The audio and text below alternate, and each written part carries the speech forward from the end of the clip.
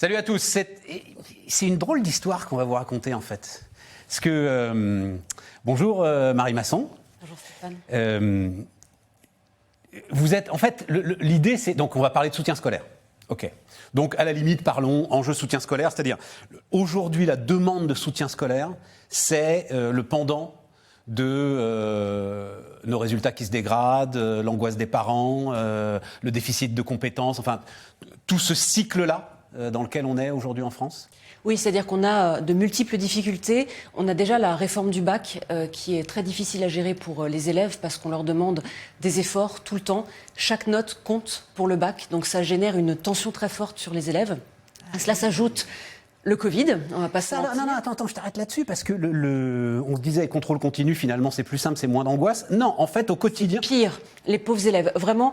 Non mais franchement, je vais être honnête, quand nous on était au lycée, ça se passait bien, on travaillotait pour avoir nos notes, etc. Arrivé Roland Garros, quoi, on révisait devant Roland Garros. Voilà, et c'était normal et c'était sain. Et là aujourd'hui, toute note, quelle que soit la matière, va compter.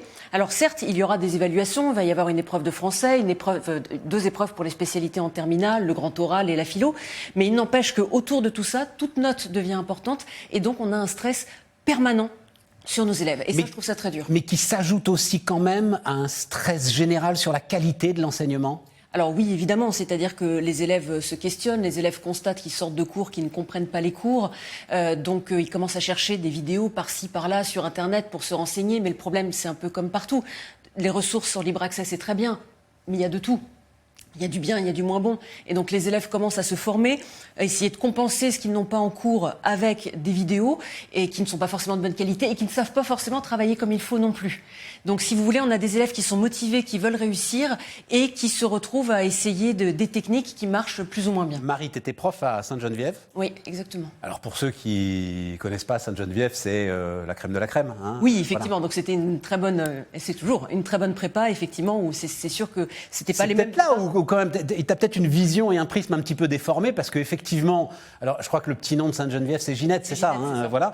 Chez Ginette, les élèves, ils sont effectivement dans des filières d'excellence, un petit peu comme des sportifs de haut niveau. Donc c'est là peut-être où ils ont une angoisse qui est peut-être un peu plus forte que celle des gamins du secondaire classique.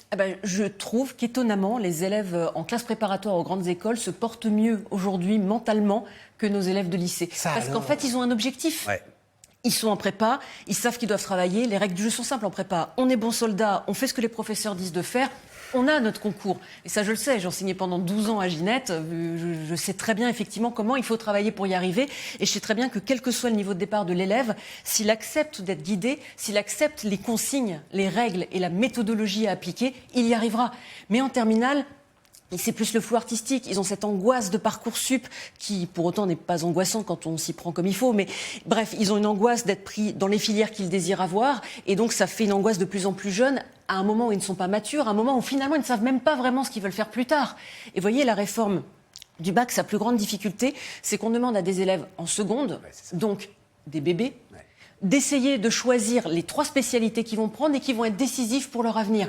Eh bien, soit on est mature, on a des parents qui suivent bien les histoires derrière, qui suivent bien les actualités et qui savent ce qu'il faut prendre comme spécialité pour atterrir dans certaines filières, soit on fait les mauvais choix et c'est dramatique. Et donc, en fait, parce que tu dis Parcoursup, c'est pas mais Parcoursup, moi j'ai considéré qu'à un moment c'était quasi un boulot à temps plein quand même, pour rentrer dans les arcanes et pour être sûr que les mômes allaient là où ils voulaient aller. Oui. Ça veut dire que tu renforces les inégalités. Ça veut dire que tu as les parents qui ont le temps, l'éducation, les ressources nécessaires pour consacrer du temps et pour accompagner leurs mômes, et puis ceux qui doivent courir partout et qui n'ont pas le temps, et tu renforces les inégalités avec C'est vrai, mais n'oublions pas que normalement il y a des heures qui sont allouées en terminale pour pouvoir faire de la... Alors Marie, ton parcours, parce que le truc... donc. Quoi, à un moment, tu t'es dit, ça suffit d'être prof, on n'est pas assez payé, moi je vais être entrepreneur, je vais aller jouer au golf. Après tout. Exactement, à moi la belle vie. Mais alors, enfin. Alors, qu'est-ce qui s'est passé ? Ce qui s'est passé, c'est qu'à un moment, je me suis sentie pas inutile, parce que c'est pas le bon mot, mais si vous voulez transformer un élève pour faire en sorte qu'au lieu d'avoir Centrale Paris, qu'il est Polytechnique, c'est très bien. Je le faisais très bien. Je mettais la moitié de ma classe à Polytechnique et c'est très bien. Et ils travaillaient. C'est pas juste moi qui le faisais, si vous voulez. C'est que je les guidais pour y arriver. Mais il y a un moment, je me suis dit, c'est pas pour ça que je suis devenue prof. Je suis devenue prof pour aider plus d'élèves, d'autres élèves, des élèves qui sont en difficulté et que je vais pouvoir remettre sur les rails, des élèves qui sont bons mais qui pourraient être meilleurs. C'était ça ma mission, c'était ça ma vocation. C'est pour ça que je suis devenue prof. Moi, ce que je voulais, c'était changer des destins. Or, un élève qui a Centrale Paris, les Mines de Paris ou Polytechnique, j'ai pas changé son destin, mis à part sa coupe de cheveux où il va avoir les cheveux un peu plus courts. Marie, moi j'adore les entrepreneurs qui me jouent du violon, j'aime le violon. Mais enfin, à un moment aussi, on entreprend parce qu'on se dit qu'on travaille beaucoup trop pour pas assez et qu'on a moyen quand même d'optimiser son talent. Voilà, on va le dire comme ça. Je comprends, mais après, ce qu'il faut savoir, c'est que... Ta motivation, c'est vraiment... C'est pour ça que je suis devenue prof. Hein. C'est juste ça. Quand je suis devenue prof, ça va marcher alors ta boîte. C'était mon amour du métier, mon amour de la transmission, mon amour de mes matières. Et si vous voulez, au début, quand j'ai commencé à être enseignante, je n'avais aucune idée des grilles de salaire à l'époque. J'y suis allée directement en me disant « je veux y aller ». Et de toute façon, c'est toujours la même chose. Hein, quand j'ai intégré Normal Sup et qu'on m'a dit « tu vois ton salaire, ce sera le même toute ta vie ». Bon ben voilà, c'est comme ça, c'est la vie, c'est pas grave, on le sait. On sait dans quoi on s'est engagé, c'est pas grave. Mais là, je voulais plus. Bon, alors après, donc, tu décides de t'engager dans le soutien scolaire, avec toutes les spécificités qu'on va décrire très rapidement. Mais avant de ça, il y a des géants du soutien scolaire. Marie Masson c'est David contre Goliath, là. C'est pas faux, mais moi, j'ai mes convictions. Moi, je sais que je suis une excellente enseignante. C'est une chose, mais l'accès au marché, comment tu te fais connaître? Comment, quand on est Marie Masson, qu'on monte sa boîte, comment est-ce qu'on va aller chercher les parents et leur donner la certitude qu'ils seront avec toi accompagnés, comme ils peuvent l'être avec les géants du soutien scolaire? Alors, ce qui s'est passé initialement, c'est que je me suis retrouvée avec quelques élèves de confiance par bouche à oreille, en fait, qui ont commencé à venir dans mes cours. Donc, au départ, j'avais très, très peu d'élèves. Et après, ces élèves étant très contents, ils ont fait naturellement ma publicité. Et c'est comme ça, petit à petit. Et donc, il est vrai que c'est la meilleure pub. Hein. Un élève qui dit j'ai fait mon stage là, j'ai eu mon bac avec mention très bien directement, etc., etc. Et c'est ce qui fait qu'aujourd'hui, d'ailleurs, la quasi-totalité de mes élèves, c'est oui, je vous contacte, je suis une amie de madame ou de monsieur machin, vous avez aidé son fils ou sa fille, et j'ai confiance. Donc effectivement, la difficulté a été que les gens puissent avoir confiance initialement.